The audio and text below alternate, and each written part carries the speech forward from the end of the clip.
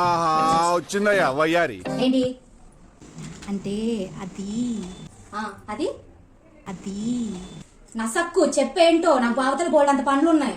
అంటే అది క్రిస్మస్ వస్తుంది. క్రిస్మస్ తర్వాత న్యూ ఇయర్ తర్వాత సంక్రాంతి కూడా వస్తుంది. ఏంటో చెప్పు.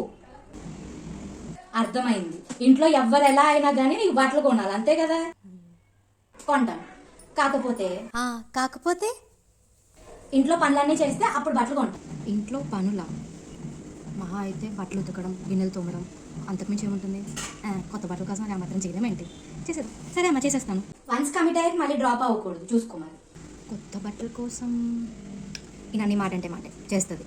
సరే, అది కూడా చూద్దాం.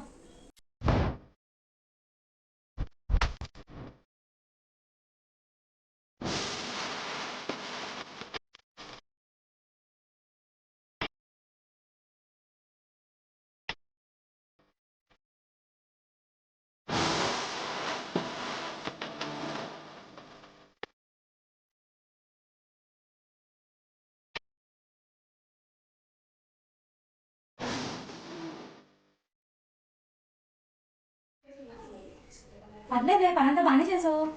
బానేనా? అంత కష్టపడితే సర్లే, నా అంత బాగా పని చేయకపోయినా ఓ మాదిరిగా పని చేసావులే. ఇదిగో నీ డ్రెస్సు. పోనీలే, కష్టపడినందుకు కొత్త బట్టలు వచ్చినాయి. ఫైనల్ కోసం స్టే ట్యూన్డ్.